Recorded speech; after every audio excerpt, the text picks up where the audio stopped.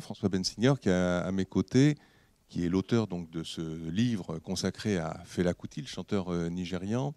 Dans ma tête, j'ai essayé de réfléchir à l'en écho que pouvait avoir ce spectacle. Évidemment, il est question de Céline Dion.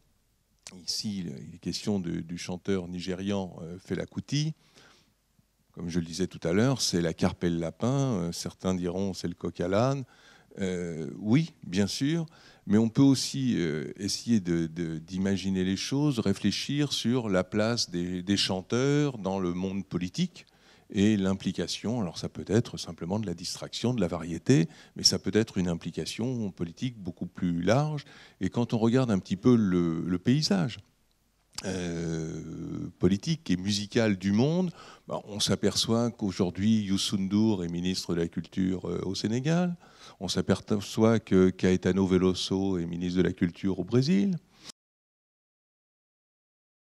Je veux dire par là que la musique, la chanson et la politique ont fait relativement bon ménage.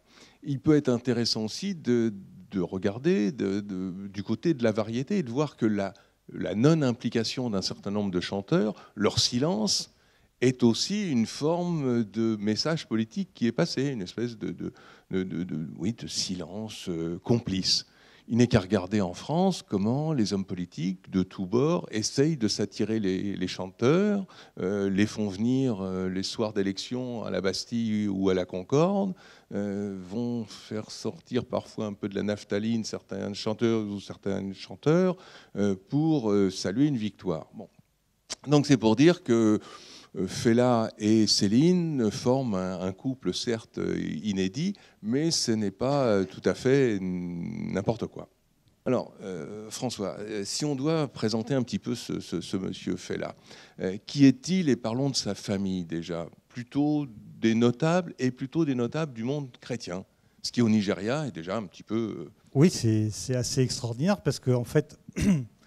avec ce qu'on connaît en fait de ce qu'il a chanté notamment et de sa personnalité qui était vraiment un trublion, on a du mal à penser que en fait il vient d'une famille, que c'est vraiment bonne famille. Une très bonne famille, très aisée. C'était la première famille qui conduit une voiture dans les rues de Abeokuta, qui se trouve donc au Nigeria, pas très loin de Lagos. Et qui est en fait son arrière-grand-père a été celui qui a évangélisé, enfin un de ceux qui ont été les premiers évangélisateurs du peuple Egba, qui est une branche des Yoruba, et donc qui a été un grand prêcheur et qui s'est vraiment battu aussi contre l'animisme ambiant et contre les religions qui étaient avant là, et qui a été aussi un grand chanteur. Fela naît dans ce milieu qu'on vient de décrire. La musique chez lui, elle vient comment? Et très vite, comment arrive-t-il à ces deux mots qui sont des mots-clés dans la musique nigériane et dans la musique africaine en général, qui est le high life et l'afrobeat? Il a ce grand-père, il a ce père qui est aussi un très bon pianiste, qui est un grand éducateur, et en fait, ce qu'il trouve dans l'éducation de ses deux parents, qui sont qui gèrent l'un des plus grands lycées aussi de cette époque au Nigeria, c'est cet amour de la musique. C'est-à-dire que dès tout petit, il joue du piano, il joue très bien.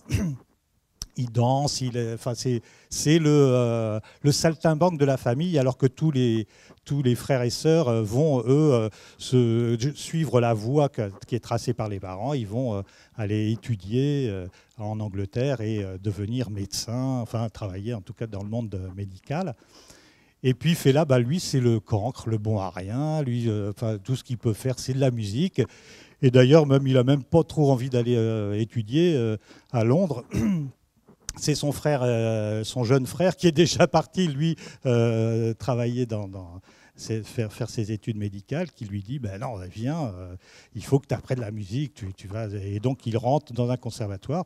Et au début, en fait, il est il est passionné de jazz parce qu'il arrive dans ce conservatoire dans les années en 58 exactement, et puis il joue de la trompette à l'époque. C'est l'époque où Miles Davis sort son fameux Kind of Blue, et donc là il tombe complètement amoureux de ce son et il essaie de le reproduire. On l'entendra d'ailleurs dans certains de ses premiers enregistrements où il essaie vraiment d'avoir ce son. Mais quand il rentre au Nigeria, donc il passe 4 ans à Londres dans ce conservatoire, et quand il rentre au Nigeria, le jazz, c'est pas encore passé vraiment dans les mœurs, quoi. Les gens qui écoutent de la musique, ils vont à la musique pour danser. Et qu'est-ce qui se joue à cette époque-là? Eh bien, c'est, comme tu le disais, le high life. Le high life, donc, c'est une musique qui est déjà très, très ancienne, puisqu'elle est née dans les années 30-40, avec les grands orchestres. Pourquoi ça s'appelle le high life, la haute vie? C'est parce que c'est une musique qui se joue comme se jouait aussi la musique cubaine et le jazz américain, avec les grands orchestres, les gens en livrée, etc. Il y a eu après l'indépendance du Nigeria, une terrible guerre, la guerre du Biafra. Et en fait, le high life, c'était la musique. Donc le high life fait partie du Ghana. Il s'est introduit, donc il a beaucoup plu. C'est la première musique africaine qui s'est exportée en Europe. Et c'est devenu la musique du Nigeria, de Lagos notamment, et la musique des Igbo. Et les Igbo, ce sont les sécessionnistes qui se sont battus pour essayer contre le gouvernement fédéral. Voilà, mais bon, en fait aussi, c'était des luttes ethniques, hein, puisqu'ils se battaient surtout contre les Yoruba. Et pendant la guerre du Biafra, eh bien, il y a des avions Yoruba qui ont bombardé les usines de pressage de disques de High Life. Et ce qui fait qu'après la guerre du Biafra, donc dans les années 70, on n'entendait plus du tout de high life. Une fois que la guerre a été gagnée, donc le high life est complètement, a quasiment disparu. Alors l'afrobeat, c'est une nouvelle musique. L'afrobeat n'a jamais existé avant Fela. C'est vraiment Fela qui a été le compositeur. Alors bien sûr, il a essayé au début de faire une sorte de fusion entre jazz et high life, mais ça n'a pas marché. Le public ne marchait pas là-dessus. Et ce qui fait que, bon, au milieu des années 60, eh bien, il y a ce déferlement de rhythm and blues soul américain, et qui fait que il faut que Fela réagisse, parce qu'il ne veut pas jouer la même musique que les autres. Il ne veut pas refaire ce que font certains de ses concurrents, reprendre les beats américains. Et il veut pas non plus, il peut pas rester dans le high life parce que ça devient une musique un petit peu datée. Alors il cherche, mais il trouve des trucs. Alors ce qui est très bien avec Fela, c'est que c'est un grand organisateur, moi j'ai dit architecte du son. Il arrive à déjà dans les enregistrements des années 60, on entend la façon dont il construit l'orchestre de cuivre. Et ça, c'est fabuleux. Il y a déjà des bouts d'afrobeat qui sont déjà là, comment c'est architecturé. Mais en fait, le moment où il trouve vraiment le son d'afrobeat, après avoir trouvé le nom, parce qu'il trouve d'abord le nom, mais il n'a pas encore trouvé la musique.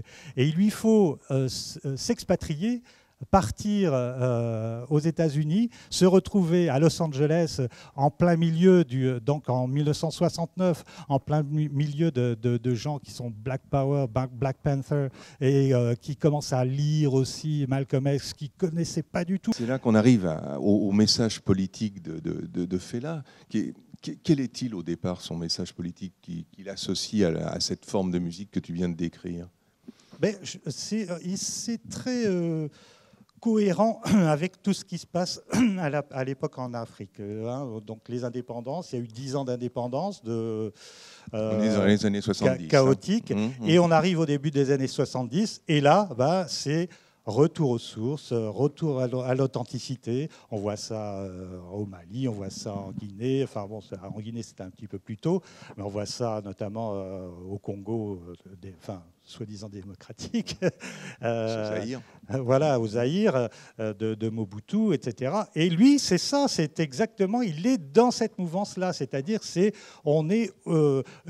les Blancs ne nous ont apporté que des horreurs, ils ont nié notre culture. Nous allons faire revivre notre culture et aussi, et donc c'est là aussi qu'il se met à dénoncer tous ces gouvernements qui sont des gouvernements de dictature, des dictatures militaires, des dictateurs qui, en plus, jouent le jeu de ces colons qui sont restés... Bon, on n'est plus dans la colonie, mais c'est exactement la même chose. C'est-à-dire voire pire. Oui, voire pire. Donc, c'est la kleptomanie de ces dirigeants qui prennent tout l'argent qu'ils peuvent prendre dans cette économie, notamment du pétrole, et qui se la jouent, en fait, comme des Blancs. Alors, juste avant qu'il ne chante, une précision. Le livre de François Fela-Kuti, Le génie de l'afrobeat, bon, c'est publié chez Voix du Monde, mais on peut le trouver à la librairie en sortant. Évidemment, c'est ce que vient de raconter François sur la vie de Fela, mais c'est aussi la vie du Nigeria pendant le trajet de Fela. Hein. C'est aussi ça dans ce livre. Allez, on termine en chanson.